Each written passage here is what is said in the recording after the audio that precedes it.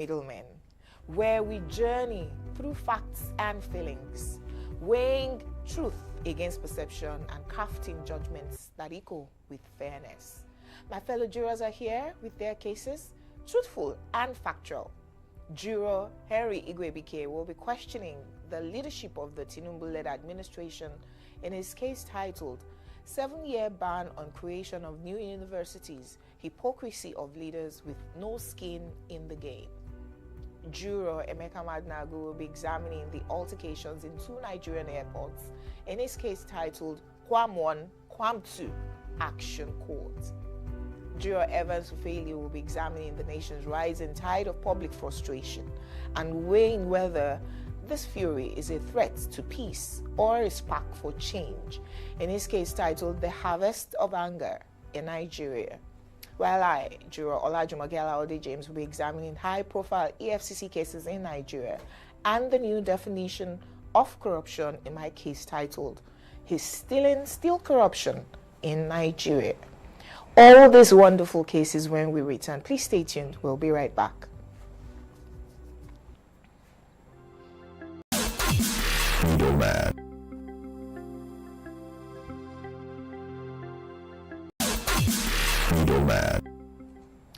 Thanks for still being here on Enterprise TV Live on YouTube.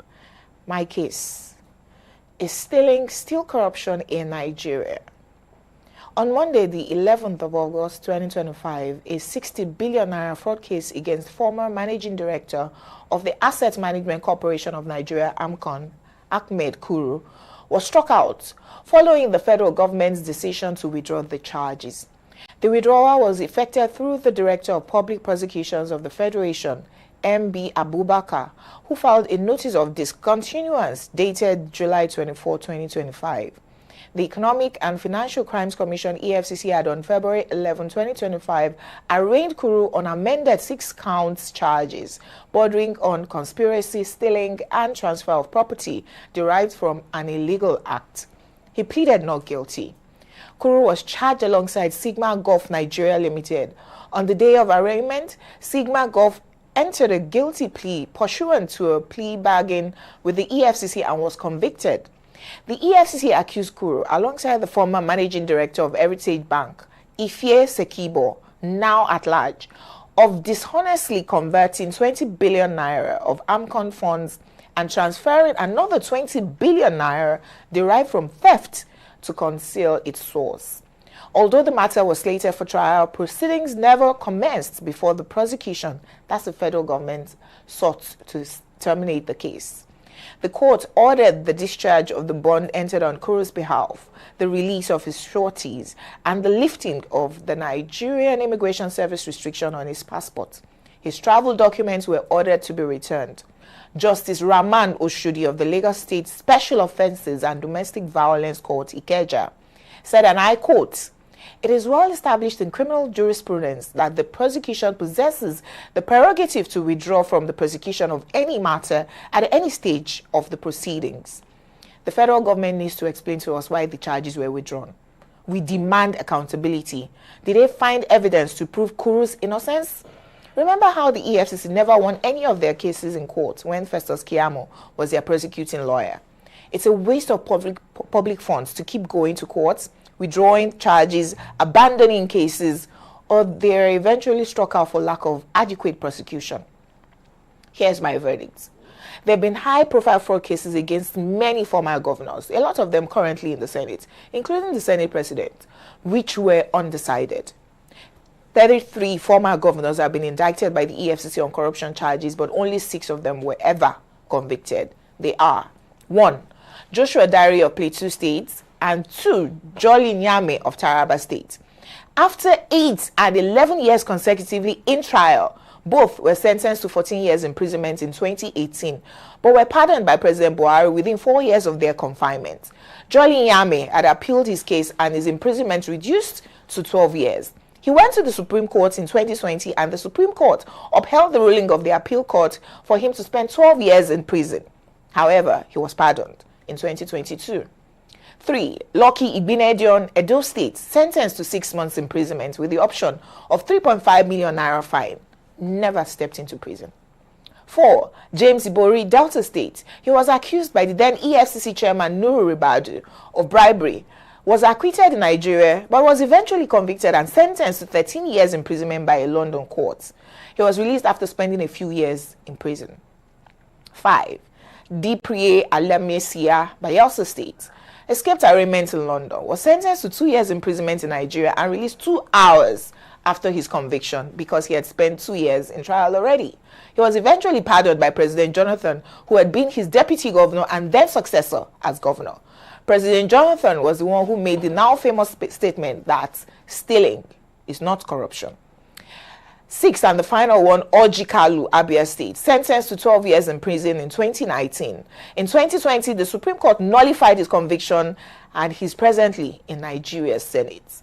Several other high-profile cases of fraud, like those of former Governor of Ekiti State, Ayo Fayoshi, whose case was dismissed this year, former Kogi State Governor Yaya Bello, who even resisted arrest, and former Sokoto State Governor and former Speaker of the House of Representatives, Aminu Tambuwal, who was arrested and granted bail just this week, has left Nigerians distrustful of the EFCC. They're being accused of being used as political persecutions. With the EFCC now busy breaking down hotel room doors, looking for Yahoo boys, the answer to the question, is stealing still corruption, is left to the imagination. Stealing is corruption.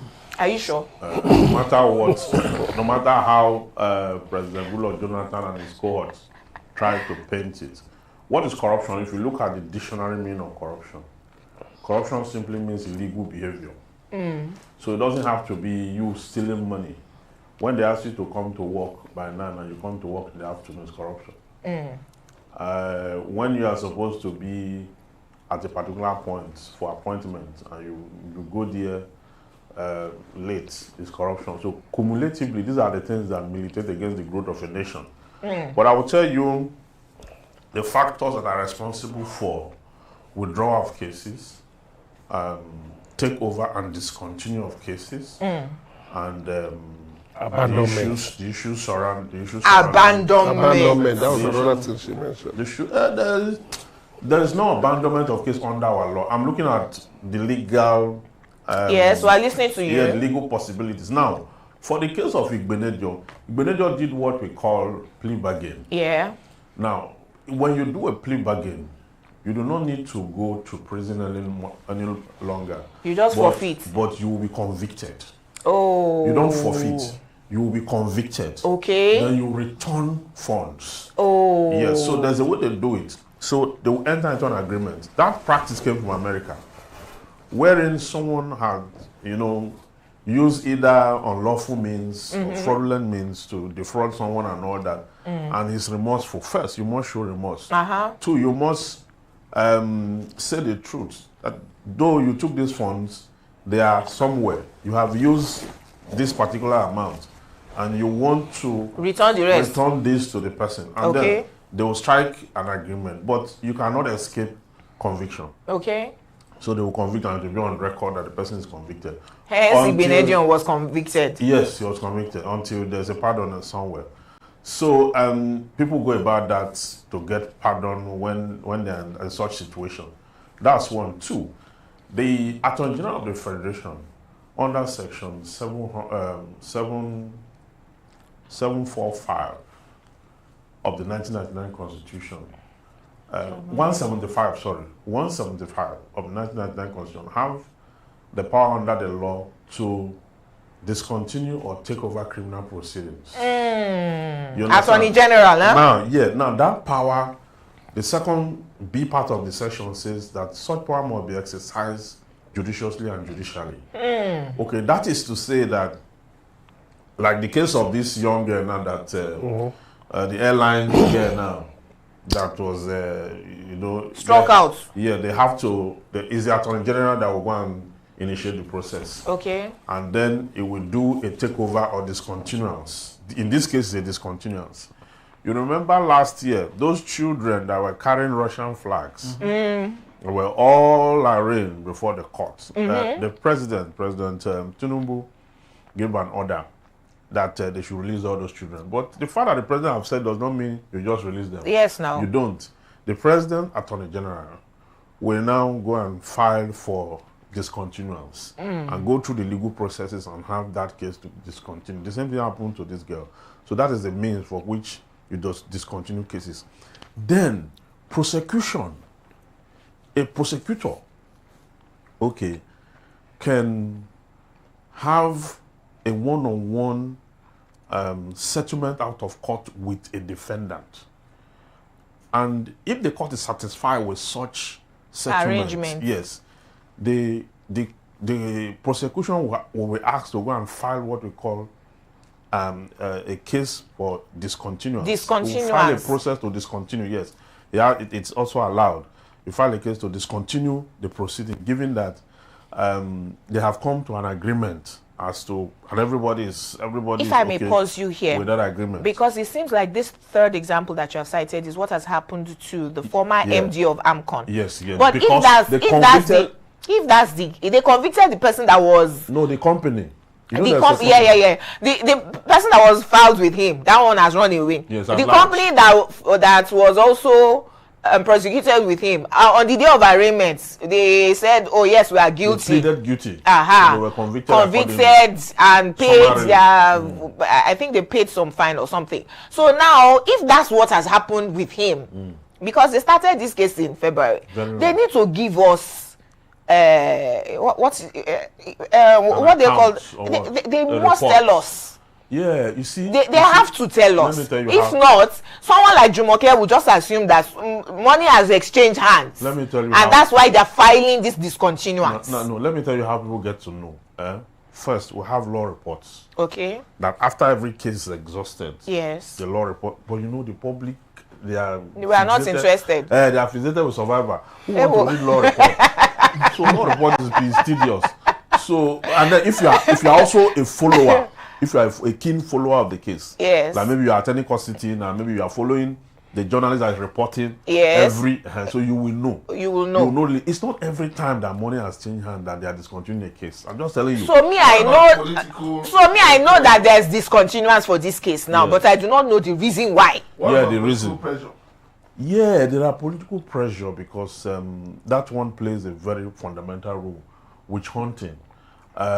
We can see what is happening to Tamboa as we speak now. Yes. And then not just Tamboa, even when what's his name, Ribadu was the chairman of EFCC. Yes. The accusation that was on the lips of everyone was that he's doing fine, but most times he's being used to witch hunt other persons.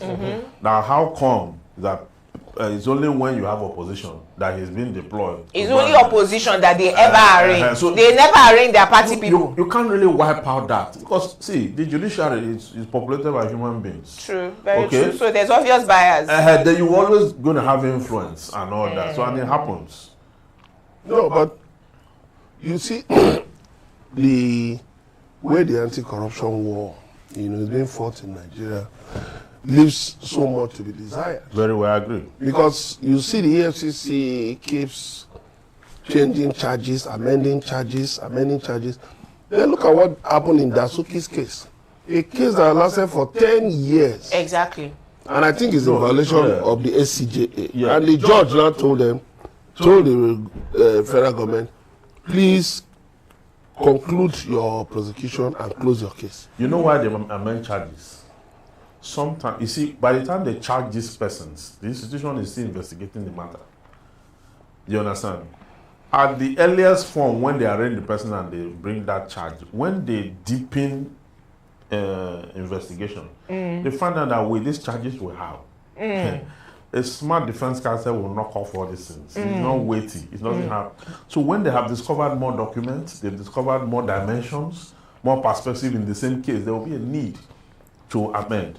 And you can always amend, and you can amend 6 times. Wow. That's allowed by law. You understand? So if they have not exhausted that, they will keep amending until they're able to. And at every amendment, they will rearrange the person, take his plea again. The Nigerian justice system. But a case that has federal implications, why take it before a court? A domestic in Lagos. violence court.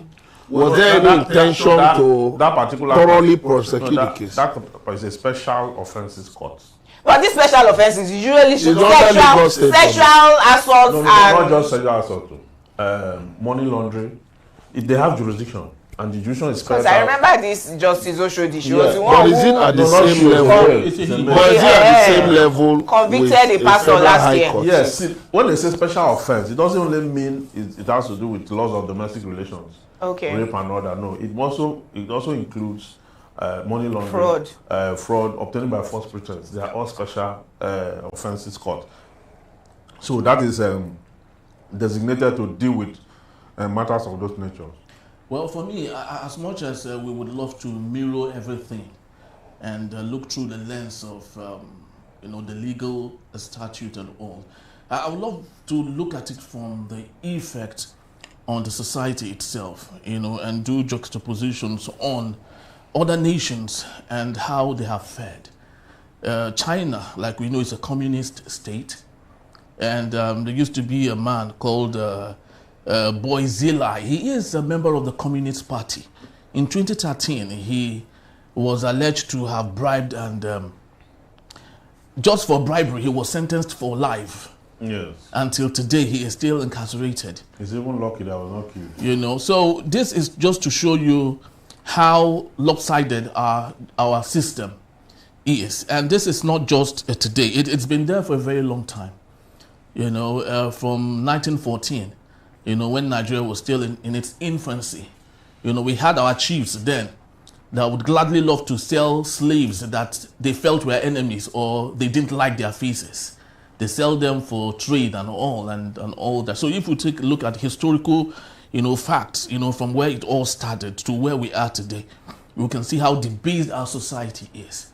I was doing a comparison of President Tinubu's visit to Brazil, the third time in 9 months. And one would ask, Lula da Silva, why has he never thought of coming to Nigeria, the president of Brazil? In the 70s, Nigeria and Brazil used to be at par economically. Right? What Brazil did right was that they invested in industrialization, mass industrialization. At the same time, Nigeria experienced oil boom, more than enough money. So the question is, because of this sort of things that we see today, corruptions upon corruption, stealing, embezzlement, supported by, legal, so many things. Brazil, it's difficult for us to Brazil explain. is not the first world country. Brazil is struggling. Wait. But Nigeria and Brazil were both developing countries. Yes. Nigeria is now underdeveloped. And they are developing. They are second world now. Yes. Second world countries. Yeah, I agree. They might not be first world. When you started the comparison, I thought I was asking myself, which is Brazil? We will go on the story. And when we return, Juror Eric Gwebike will present his case titled 7-Year Ban on the Creation of New Universities, Hypocrisy of Leaders with No Skin in the Game. Do not go anywhere. We'll be right back. With solutions. Thank you for staying tuned. This is still the Middlemen on Enterprise Television. My case, 7-year ban on the creation of new universities, hypocrisy of leaders with no skin in the game. The irony is stark. The same Bola Ahmed Tinubu led administration that previously encouraged the reckless establishment of universities as a political strategy is now imposing a 7-year moratorium on the creation of new tertiary institutions. This sudden shift reveals a contradiction in leadership priorities. While institutions were once used as a bait to secure votes, many of them remain underfunded, poorly managed, and lacking the capacity to deliver quality education. In the current economic climate marked by harsh devaluation of the naira and shrinking purchasing power, access to education has become even more difficult for ordinary Nigerians. Many institutions are struggling to stay afloat, with sustainability becoming an uphill task. Additionally, it's no secret that some private universities have allegedly become laundering hubs for corrupt politicians, hidden behind the facade of education and run by proxy investors. Unless political leaders begin to prioritize the education system by enrolling their own children in Nigerian schools and universities, the credibility and development of the sector will remain questionable. My verdict: the ban is a needed correction, but it highlights deeper systemic failures. Without genuine reform and commitment to quality over political gains, Nigeria's educational sector will continue to flounder, regardless of how many or how few universities exist. It's unfortunate that the ping pong, of our policies, the dilly-dallying of implementation of them also shows a lack of preparedness, by this government. We would have assumed that education will be top of their game, a priority. Because President Tinubu, when he was governor of Lagos State, he used to say that the youth that you do not train will disturb the children that you train. It was Awolowo's quote. He likes to... Okay, love to repeat. he likes to copy Awolowo.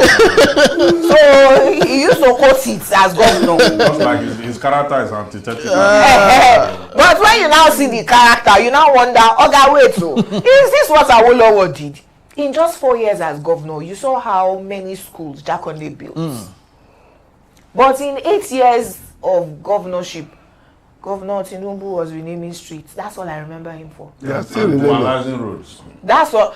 In fact, if they were expanding the roads, we will say they were not. They were just blocking, ensuring that you cannot cross the streets anymore. They were just blocking the roads. You remember then? When they say dualizing with expansion, his own was to now put lines and then put what they call dividers on the road, so you can't cross from one lane to the other. That's all he did in his 8 years. They say, he was laying the foundation for the magic that Fashola became.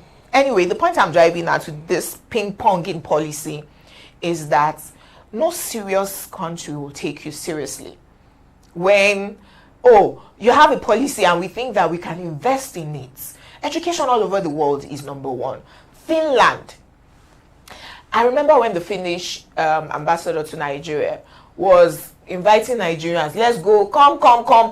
We have 100% literacy rate in Finland. No child is illiterate in Finland. And we will say, madam, this is your country, very cold. Would I really love to come out of school in your country? That's the pride of any nation, So if you are an undeveloped country or a developing country, you take education as a priority because that's your future, it's your way out of poverty. It can be formal or informal. We are Ghana and Togo are exporting tilers and what they call the people who do concrete to Nigeria. So it doesn't even have to be that all your youth are doctors and lawyers. It can be vocational courses, not white collar. But our president came and started he changed the national anthem first. How many people sing that new national anthem? Then he said, they are going to create new universities in every region. Then all of a sudden by himself, he's now banning new. I don't understand. Is he confused? Who is the Minister of Education again? Tunji Alausa, a nephrologist. You see, yesterday, a member of the House of Reps, Aki Alabi, he took to X immediately the announcement was made. I was saying, thank God, that most of the bills before the two chambers of the National Assembly are on creation of public institutions, tertiary institutions. And they're wondering, everybody just wants one.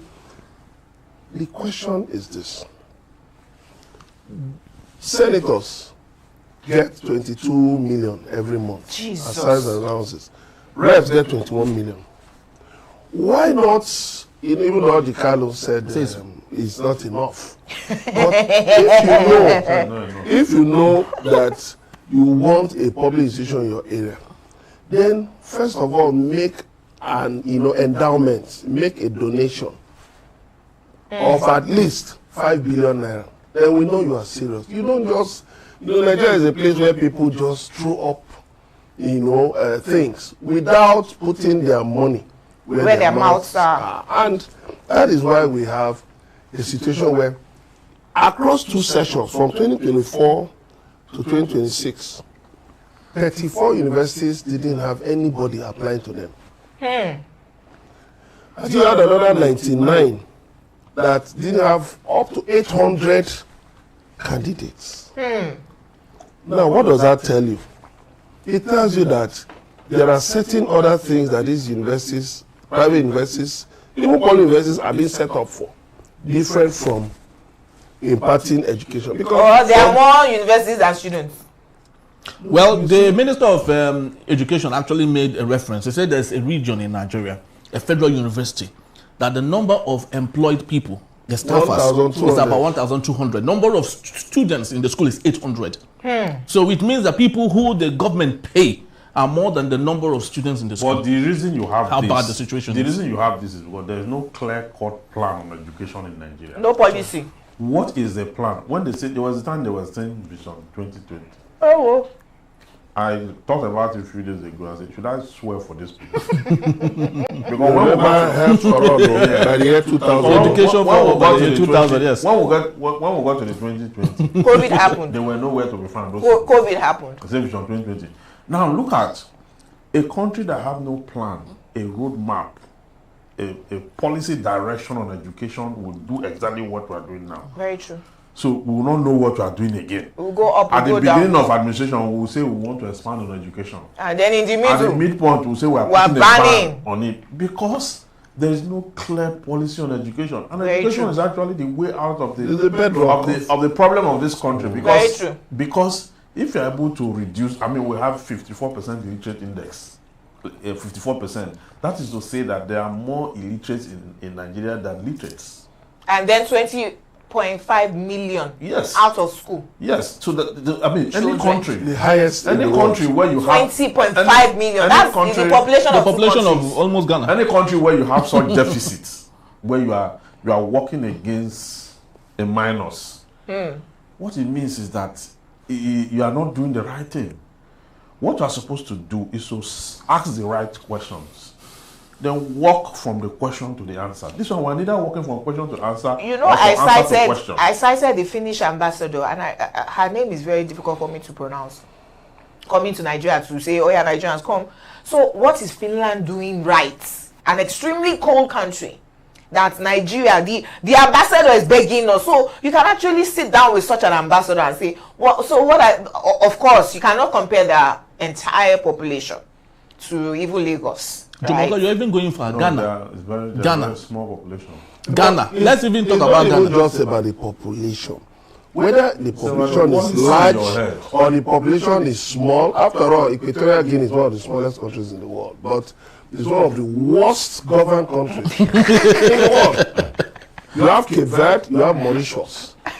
Small countries that are well governed. You have Botswana, where you even have more cattle than human beings. Well governed, they even pay you to go to university. In Botswana, they pay you to go to university. So it's not about population size.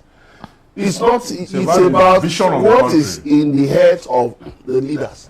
And the thing is this: for a developing country like Nigeria, we need more polytechnics, schools of nursing, schools of health technology. We need more institutions that will teach technical skills, vocational academy, than then when you finish, if you want to go and, if you want to go and read any other thing. Because for me, I haven't studied, a lot about billionaires, in the world business. And I look at it, I say, wait a minute. I was not thinking that, is it not better? You gain admission, get a first degree, whatever it is, and then go and do an MBA. Because an MBA will open your eyes Very true. to the business of anything. Very true. There is nothing, I was discussing with somebody the other day, we're talking about land, and I said that there's no property in the world that cannot be sold. I was not giving him an example. I said, since I'm into property, I was once giving, I've been giving churches to sell too. You are selling churches? At the time, yes. Sometime last year, a cemetery in Lagos was taken over by a bank. and it was put on for sale, a private cemetery. So that tells you that, look, this world is just a vast ocean of opportunities. Very well. But you need to tune your people in such a way that what they see are opportunities. They are not looking at the fact that, they are not looking at their poverty at all. They are not looking at the fact that, I read law and I'm stuck with that. Because you know what, there is this lady, I forget her name. She has a shoe production business on Allen Avenue, and she read law.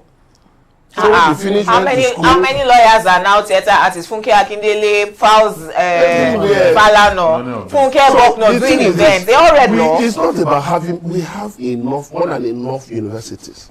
What we need are institutions that will use the hands but I of think that youths we forget how and make them more creative. I think we forget how we got here, because we had a dearth of universities.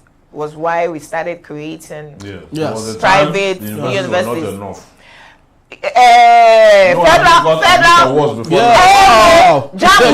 Jump. You can stay for 5 years. Yes, writing jump. Get admission. There's like a community. There are 2 million students writing jam, and universities cannot accommodate more than 200,000 of them. Yes. That's why we started creating private universities. But you have to know the population of students applying for JAM every year, and now can we cater to them such that your policy is geared towards, now we have enough universities, both public and private, to admit everyone who is applying and can pass. I think we have enough now.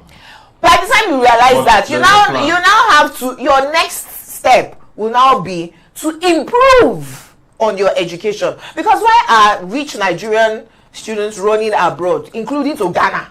It's because the educational standard has dropped. They are going to Cotonou. Right? Going to Cotonou and they're not doing anything. That Cotonou arrangement is not. No, that's so you wonder. Because Nigerians just believe that. I know people. Anywhere abroad is better than home. I know people who took flights that they are going to Gambia to sit for greener pasture. Gambia.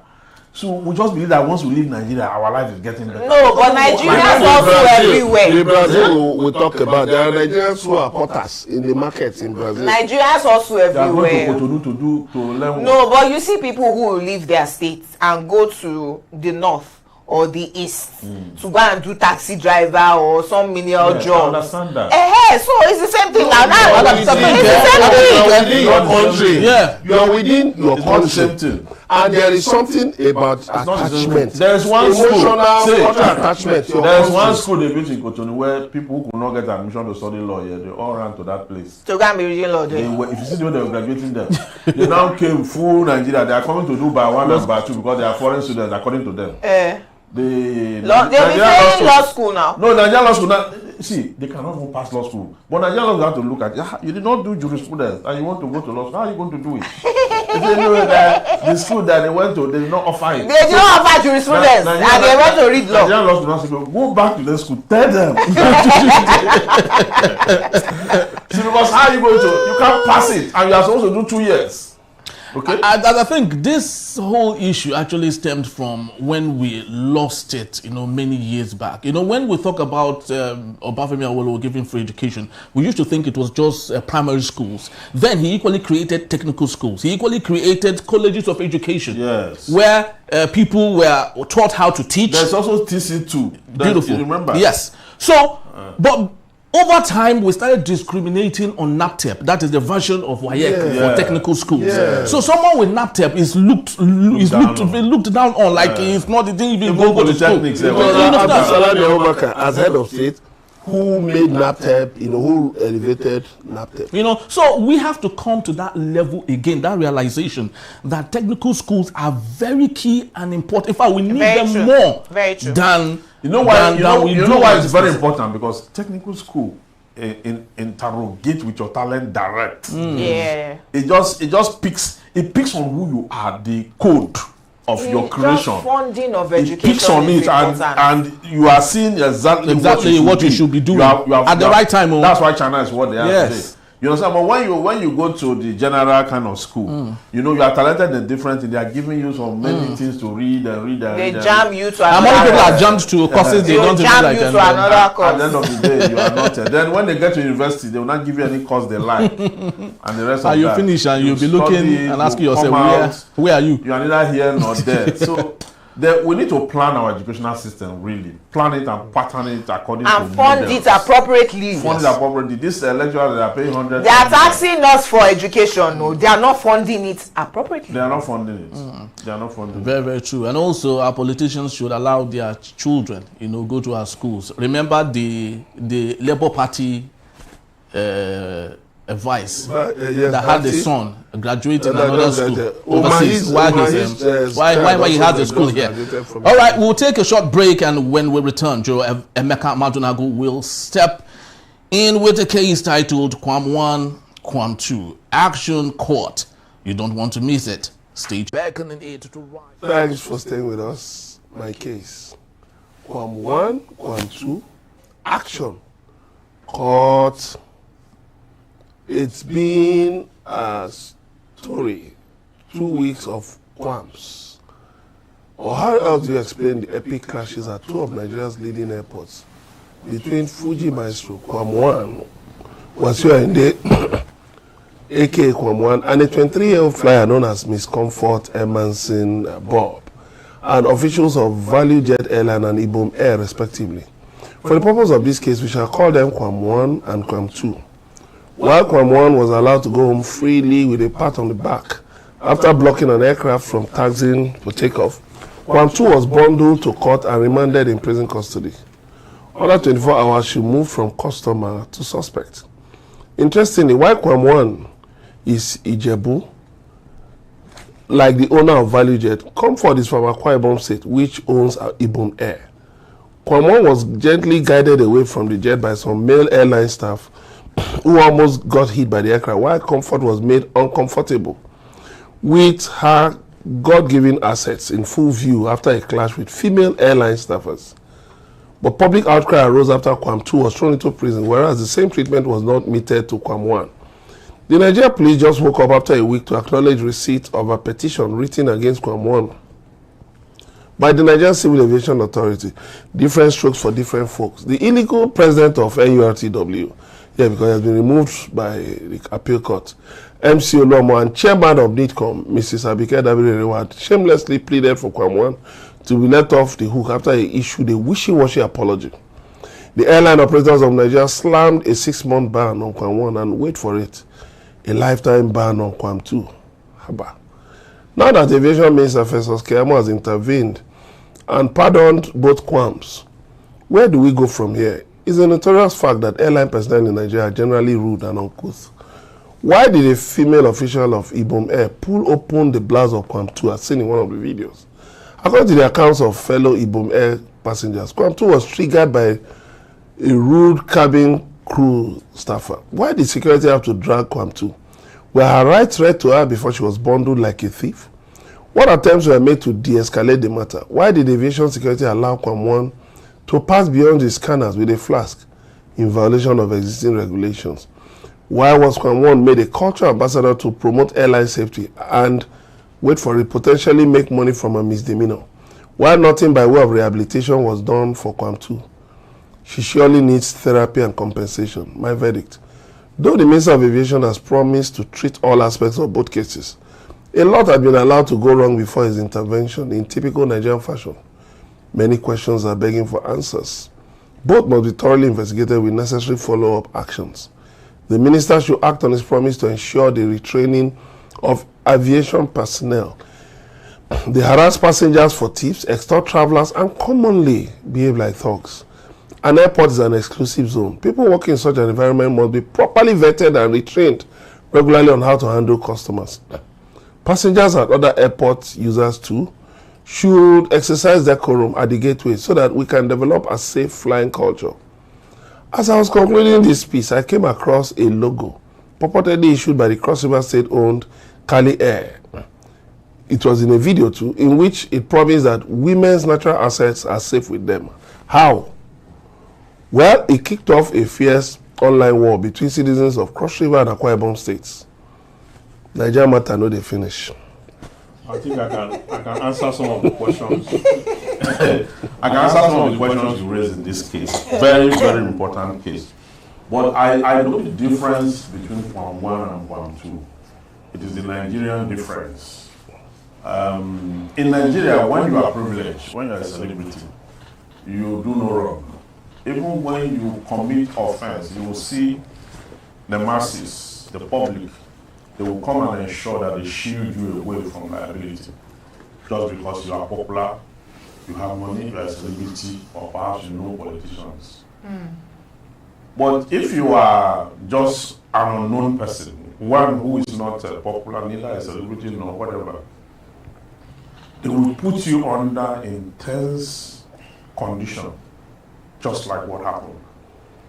The offenses committed by both parties, as far as I'm concerned, that of QWAM 1 is worse. Much more strenuous, much more a serious offense because that's terrorism. Because it boils down to terrorism and yes, now obstruction of flight, stopping a plane from moving. You understand? For which the penalty there is 2 years imprisonment, and for which the criminal code condemns. You understand? But because he's a musician, the airport security men were pleading with him. They were begging him. Yes. And that he should take it easy. They are trying to know and all that. But this girl, the open glare of everyone, not only that the airline dealt with her, naked her, pulled her. She wanted to come out from the plane. They didn't allow her. And then they now came to force her out. Put her down again and all that. So it just tells you the inequalities in this country, the disparities. And at the end of the day, she landed at Kirikiri Prison. For 24 hours. Now, every institution that is supposed to deploy sense and reasoning all failed. Very true. You understand? They all failed to ensure that one citizen, a customer, who is a member of the masses is thoroughly dealt with. Then, on the other hand, conversely, the institutions in QWAM 1 deploy the same tactics. They all also fail because they try to protect and shield QWAM 1. So in both cases, the institutions are all guilty. And then the minister's intervention, for me, is unfortunate. Yes, it's unfortunate because the airport authority from yesterday and today, yesterday, have lost the moral justification to punish any offender henceforth, forthwith. Because if anybody commits the same kind of offense in like manner and all that, yes, precedent. There's a need. They will call on the minister to, come and, hand down clemency. The same way he did in the same token. No, but he put a disclaimer in this is clemency. So that anybody from now. No, hold on. I'm just. We will punish you well. Hold on, because you see, the implication of what he has done is that he has opened the floodgate for the institutions not to be able to stand tall. I agree. When they're supposed to be responsible. I agree. You understand? I agree. We have standing rules and laws in this country. Anyone who violates those laws the law should be applied against them. Whether you are big, young, old or small. You understand? Even when you go to the comment section on the internet and all that, to look at what people are saying, you will see how a lot of people have exonerated QWAM 1. Because the masses, they are their own problem. You understand? How they exonerated him and all that, it's not alcohol, it's water. They reduce the offense for him. But this young girl, a lot of people on which app? It must be Instagram or TikTok. No, it can't be on X. No, Facebook. Now, when you see what I'm saying. Facebook, they are our grandmothers now. Then on the issue, on the part of the young girl, people were rather focused on her endowment, how she's dressed, rather than her misfortune. Yeah. So it's the society that is a complex one. So let us quickly delve into the issues in both cases, QWAM 1, QWAM 2. I have not seen anybody exonerate QWAM 1, actually, which is why Abike Dabiri had to come and say to her is human. And then we went for her also. That, madam, you have failed at your duty. She's always failing, not at now, if you say this one now, you will say okay, I'm from Abike. Okay, I will not talk about that one. But we the masses did not exonerate him. We thought that he was getting away with a slap on the wrist because he's KWAM. His friends, obviously, with the president and a lot of people in power, because of the class of musician that he is. Now, because of what's now happened with Comfort, where she landed in Kirikiri quickly, and people were immediately able to compare. That's wait. Before you say, do you know who I am? Better know somebody. If not, you will end up in Kirikiri. When we were now doing that comparison, in my opinion, I think that's why Minister of Aviation Festus Keyamo stepped into the matter to now pardon everybody so that it will not be too obvious. Unfortunately for him, somebody that has been sent to Kirikiri using the machine of the law, right, is not a minister that would offer clemency. It's the courts that will say, oh, they have issued a discontinuance. No, that's why he communicated with the Attorney General. States. But he, like I mentioned, he put a disclaimer in that is clemency that anybody from now, if you come and obstruct air flight or do anything that both KWAM 1 and KWAM 2 did, it's the full wrath of the law. Now, I would say that Comfort herself was wrong in terms of the assault. At least I saw her slap 2 or 3 different people, and right? Subordination off your phone. So yes, my auntie and I kept on arguing about this flight mode thing. She said she put her phone on flight mode, and there's some airlines that have flown airpiece where everybody was on flight mode. Yeah. They were very forced to put off her phone. It's Jumoke who doesn't like to fly that was begging people around her to please switch off their phone. So she believes that I put my phone on flight mode. Why do you have to force me? And her own video, she showed where she was saying, I want to leave, and did not let her leave. Where I faulted Ibom Air. So you are trying to detain her, right? As false imprisonment. So you held her back onto the plane. You allowed everyone else disembark. Is it not that plane that you were now trying to force her out of?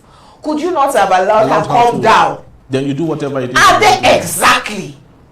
That female air hostess that has been proven beyond reasonable doubt now that she's very troublesome, pulled up her dress purposely because she's there struggling with them. So her hands were busy. You pulled up her dress and naked her. So she had to now release her hand to cover up her nakedness. They knew what they were doing. You could have allowed her to disembark. They said, oh, they didn't want her to run away. Will she abandon her bags? Run to where? On the tarmac? Will she go and enter another plane to run away? Do you understand what? They didn't need to force her off the plane. They held her back and then came to carry her out. You should have allowed her just disembark and then arrested her off the tarmac. That way, nobody would have, this nonsense would not have happened. But so, my conclusion on the matter is, all sides were guilty. But you don't bring a sledgehammer to kill an ant. That's what Ibom Air did. And some of us are boycotting them because the last time I flew them was the only time I ever flew them. The only time I will ever fly them. But my bag was boggled. Really? Nothing was stolen, but the padlock I put on the back was broken.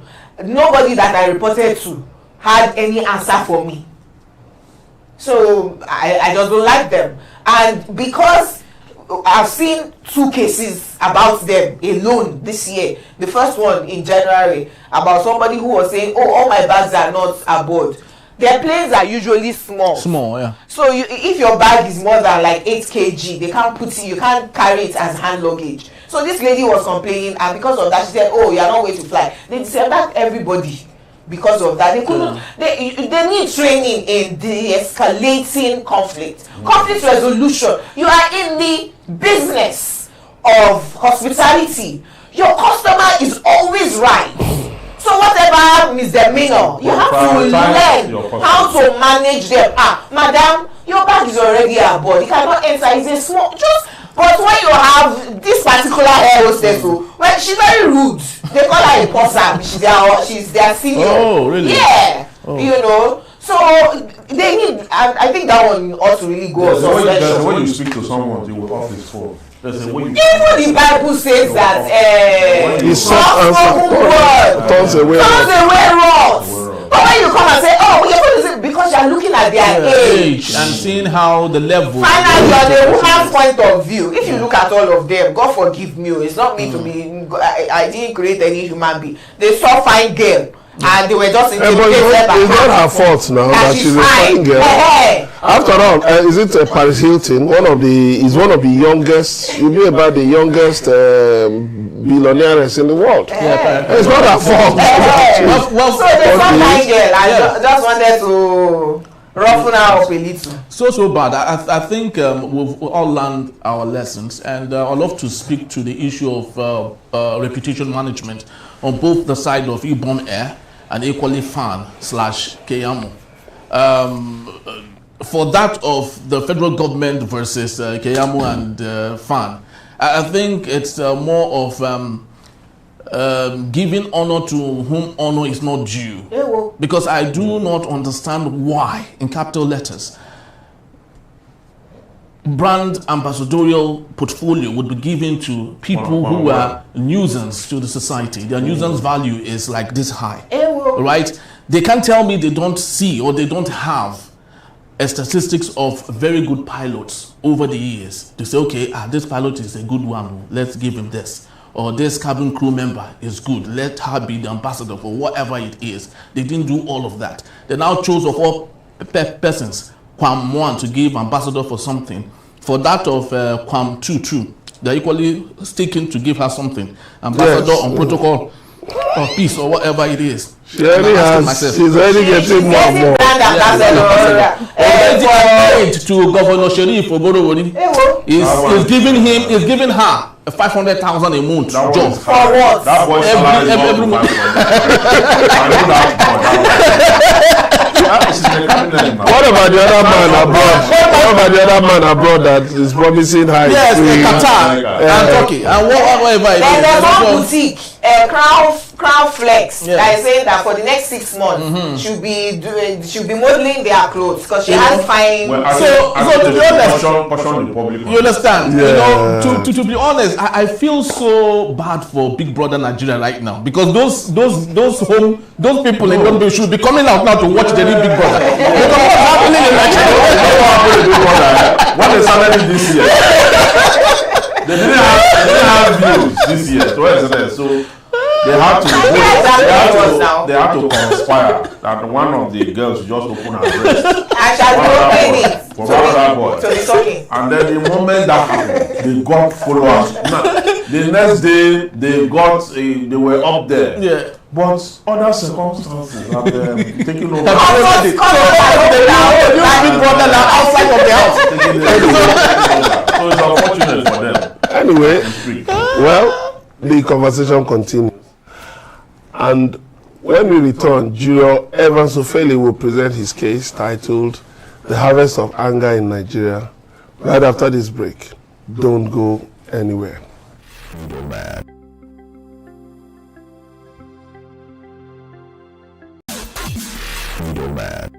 Severance from the vines of greed that choke the very life of Nigeria. Thank you for staying with us. My case, the harvest of anger in Nigeria. In recent times, Nigeria has witnessed an alarming surge in public display of anger amongst its citizens, whether at the airport, in the bustling market, on congested roads, or even within the confines of hotels. The frustration and discontent among the populace are palpable.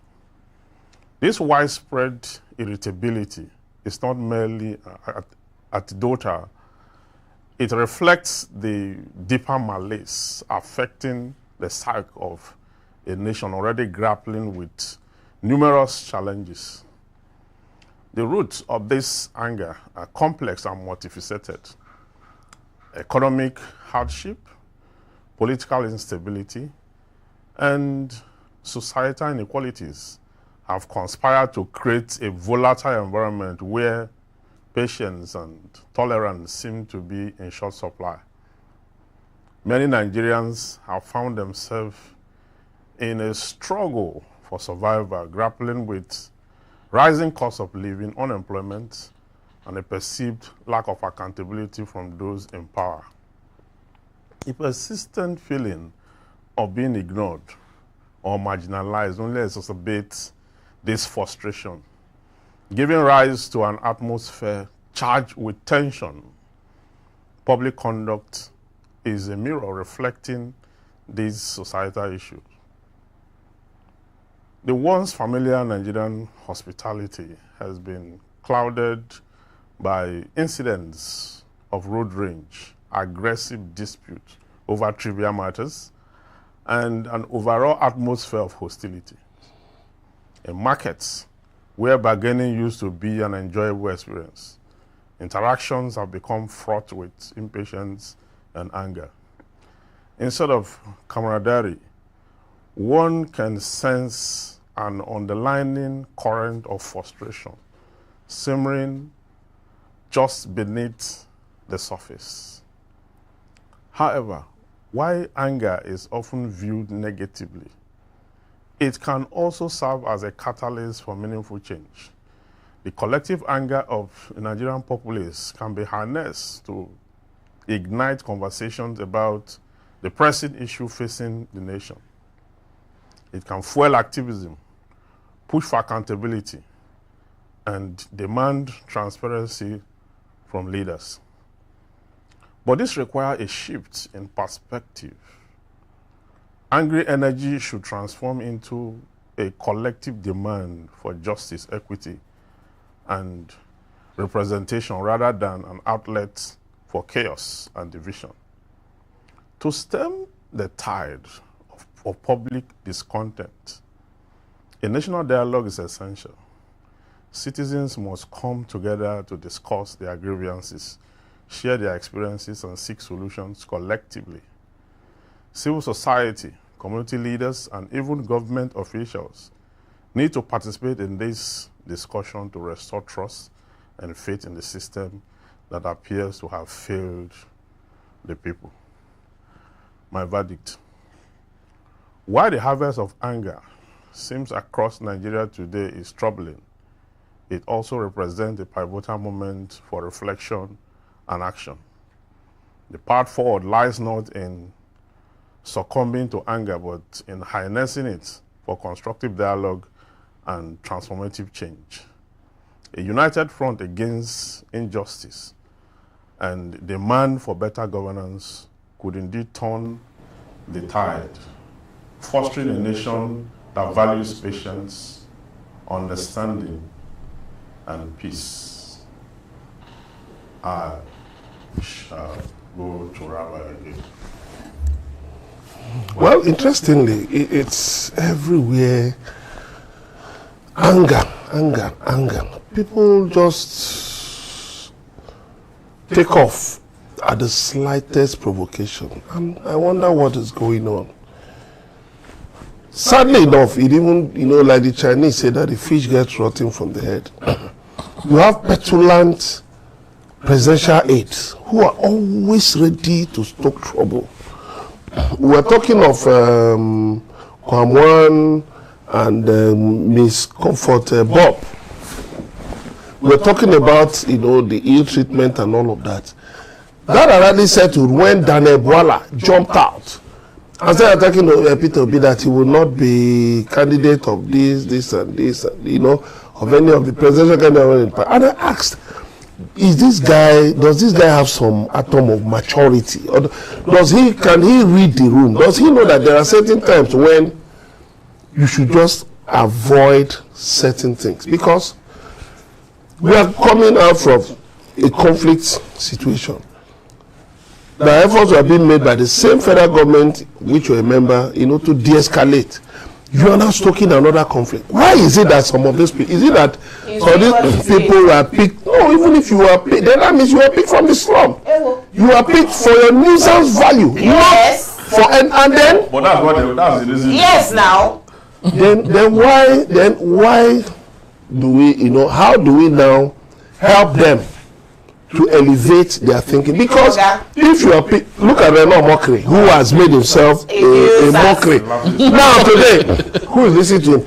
Look at the other day, this girl from the north, who was said to have won a competition. Yeah. Renan Mokri came up and said that he's investigating, that he heard that things didn't go that way. That he's investigating. Up till now, he has not brought an investigation.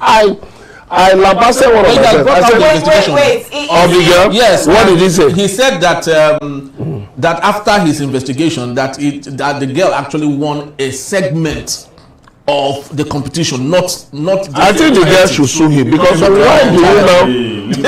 Yes. Who is he? What does he do? Who hired him? Which government does he represent? But then again, right? This just shows that once the head is rotten, like you mentioned, that is it. The entire body is rotten. Nigerians must agree what we want in the polity, because we are people of different nations, united as one republic. Unless and until we agree, we will continue to put the worst of us into office, because we are busy arguing about the best one did not read accounting, he read law. The worst will get into office and then be known only for politicking rather than governance. Because 2 years now, come and tell me which policy, and his supporters will say he removed the fuel subsidy. Is that a policy? Remove forex subsidy. That only those two, his predecessors did not have the wherewithal or the courage to do it. Now that he has done it, that we will see that Nigeria will start to grow. We are still waiting. Me, I said, hopefully, for all of us, because it involves all of us, hopefully Nigeria will grow. They even jumped into Argentina that the pains, it took the man in Argentina 9 months to, their own has taken 2 years. No, that their own is easier. You see, people. But Argentina, for me, within the case, so that I don't. They're still suffering, no. Are we not sinking? It's worse than us. Nigeria is being compared today with Pakistan. That Pakistan have the lowest wage market in the world, followed by Nigeria. Oh God! That when you are paid the least money in the world. Look, Nigeria is number one in many things. One in open defecation. Number one, we don't carry last. I'm talking to you now. So, out of two children, number two. Poverty. Yes. Poverty capital of the world. So why do you say Argentina is suffering? Argentina is not in all these things. When you are comparing the worst countries, Nigeria is always number one from behind. When you are comparing I listened to a pastor today who said, out of the top 10 richest pastors in the world, there are 5 Nigerian pastors. There are more than 5. Top 10 in the world. 5 are Nigerians. When I did the research in 2017, 4 or was it 6? I don't remember. At least the average was around between 4 and 6 Nigerian pastors were on the list of top 10 richest pastors. But when you look at the top 10 churches in the world, Nigeria is not on any. So it's about individualism. Individualism, where you create the church and then enrich yourself. The Catholic Church is the number one. It's the richest. Which one is number one? Church of Jesus Christ. It's the Mormons. They are the richest. Latter-day Saints. Yes. But the Catholic Pope does not ride on private jets. The last one led us $100. So when we do not have a country headed somewhere where all of us as citizens agree that this is what we are gearing towards, this is our value system. Yes, values. But look, because we are a country of different nations, the value systems are different too. Different religions, value system is different, right?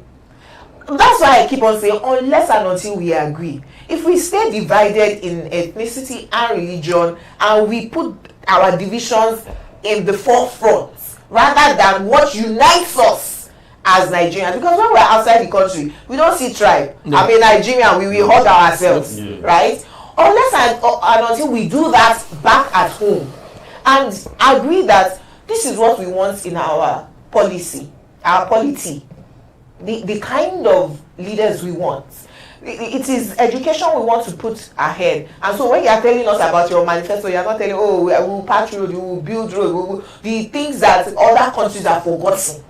And here's the parallel. When we agree, Evans, then we will put the right politicians in power. And people like Mokri, Rhino, Dwala. Put them in prison. So you see, the parallel is this. While I talk about the anger, I'm actually specific to the demographic, even though I didn't state it expressly. You see this boiling anger in the country. It is the masses that actually bear that anger. Yeah, because if you meet rich people, you see the rich people relate to them. Yeah, okay. Rich people, when they meet themselves, they talk about the investment. Globe. They talk about the globe. Travels, investments, bags. Where you have the latest investment opportunity in the world, where they are going for vacation, the Bahamas. And you just hear them, and when a 1-year-old of a rich man, when they are celebrating the birthday, you see Dangote there. Dangote is not the same age with that baby. Yep. But he's there for the networking. He's there for what the rich have to offer. I saw a child naming. Dangote and these big guys were there. Yeah. Child naming. But the poor people, the masses. Davido's wedding in Miami. They said 23 private jets landed in Miami. The Americans were asking, is there an African leaders conference? Yes, it's a conference. So when they converge, it's anger. They will be shouting, they will be beating. Do you know why? When you go to Cape Town, that bridge, when they gather to read newspaper, those ones that cannot afford newspaper. Free Readers Association. You will see how they will be arguing, you will hear their voices on the top of the They will be defending Rhino. And all they are doing, you see all those shouts they are shouting, they are protecting their oppressors. If you come there and say that this politician is a thief, is this, 2-3 persons will attack you, if you are not careful, they will beat you up. Because the Nigerian must protect his oppressor. Must make sure one was shielded away from attack. 2 was disgracefully beaten. And the same ordinary people. Yes, by the same ordinary people. But these ordinary people, they're looking at 1, they want somebody to carry the flags for him. Somebody allowed him to go to beat protocol with the flags of alcohol or water. Yes, because that's how we got it on the Yes, yeah, but that's KWAM 2. They don't carry flags. Yeah. She did not carry flags. Look at how she was beaten. If she had carried flags, what would happen? They would have dragged down on the floor. They would carry flags. They would have torn her clothes. So you see, the equation of the Nigerian state is this. Let the poor go and kill the poor. Let the rich remain rich and rule over the poor. Evans, where will we become sensible? You see, the sad thing is that we do not have citizens in Nigeria. Oh God. We are a nation of 250 ethnic nationalities. But the British made us to look at each other as tribesmen, as tribes. So until we get to that realization that we are a country of nations. We are a country of nations. A country of nations. Now, we need a consensus to build a country or a nation of Nigerians. We are 111. We cannot. No, it's not about the age. It's not about the age. Liberia is Liberia not older than us? It's not 1922. Where are we? Where is Liberia today? 111 years old. No, Liberia is 1922. So what do you call that? Yes. It's older. No, our amalgamation was 1914. So we are 111. No, that was the amalgamation. The independence, the amalgamation was a business deal. No, amalgamation was what forced us together. She's referring to. It's amalgamation that forced us together. That's our marriage. Independence. By the time we were going independent, right, we were even way more divided. Because that's when civil war now happened. Very divided. But if they had left us as our individual 400 nations or more in 1914, the way we are friends with Ghanaians and we banter, Ghana must go, Ghana jollof and Nigeria, don't even tell me about your jollof rice. and we have no problems with Chad, Cameroon, or Togo. That's how we would have been dealing as Yorubas and thieves. We would have no problem. But they amalgamated us across ethnic and religious lines. Instead of carrying people on the south, for instance, we have Yorubas in Togo, we have Hausas in northern Ghana. If it was the French policy of assimilation or association that colonized us, they would have been around 6-7 countries. Yeah, that's why if you look at the Anglophone countries, Francophone countries, you see Togo, you see Ghana, you see Togo, Benin Republic, and all the very small countries. Small countries. They just, spread it. But English, they wanted a big business. Yeah, they wanted a big business, and they wanted a sustained colony. A sustained colony that we aid. What do you call it? Enterprise. Yes, enterprise. It has a name. That's a name. I can't remember the name now. But that will aid that enterprise that they will keep exploiting, from our economy, our raw materials, and all we have to their space. All right. So I think I would love to conclude by saying this. There's this animation kids film called Red. And in one of the scenes, Red was a very stubborn bird, and after he passed through lots of training, he was still very angry. And one of the judges told him that anger is the weed growing in our backyards. And what do we do with those weeds? We plug them out, right? Now the question is, how much of that plugging have we done as a people, and equally for the leaders that we look up to? Yesterday I was watching a viral video of an Afghan former military officer who was brought into the United States because he was an interpreter during the Afghan US invasion of the US to Afghan. Now, on getting to the United States, the man was angry. Why was he angry? That the United States deceived him, bringing him to the United States, and he has no work, he has no job. And in the process of that, he now killed a police officer because he had no job. Right? So sometimes the policies of those in power sometimes lead to some of this anger that we have. Because if the policy of bringing an interpreter, giving him free opportunity to come to the United States, which he wasn't even interested in, he wouldn't have killed an innocent police officer who was just walking about his own thing. Right? So sometimes the policies that we bring, especially our leaders, the devaluation of the naira, the floating of the naira, the subsidy is gone. Sparks anger. It has a way of igniting that anger in the lives of people. When someone can't pay his school fees any longer, young girls are beginning to do hookup now. There are Bado and so many other apps now that are easier for them to get into. So all of those things brew that anger that I think it will take time actually for us to reduce it and possibly quench it. Very well. And that's where we'll leave it for today on the Middlemen of Jurors. Remember, if we don't speak up, we just be in the background of noise in the symphony of silence. Join the conversation on all our social media handles at Enterprise TV 7. Until we meet next time, stay safe, stay informed, and bye-bye.